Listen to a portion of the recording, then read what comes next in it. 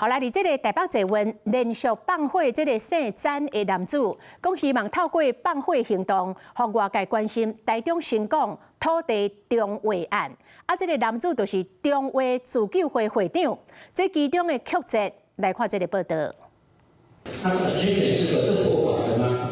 请问你回答一下。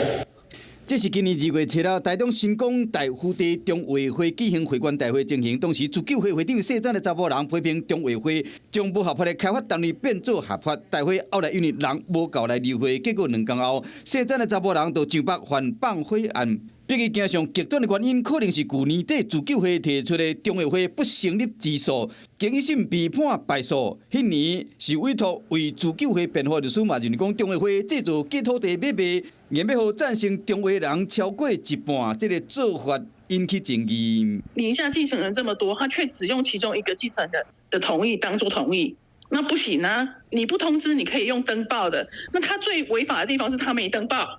台中新港大府地土地中划案官司拍10外档议员无结果，伫自救会经一审败诉了后，地政局嘛通知中华会必须伫今年2月13进前召开会馆大会改选理监事。自救会即个讲中华会无甲反对中华土地所有权人协调，市政府嘛认定违反法令，却无解散中华会，是命令中正改选理监事，敢讲是要护航中华会取得合法的开发资格，无怪人来怀疑。 大都地自救会长北上纵火，抱怨那个规划不公正。就算面对质疑，罗秀燕依然无要回应，这引起更较侪质疑。地主与从化会发生争议，系属私权争议，应循民事诉讼解决。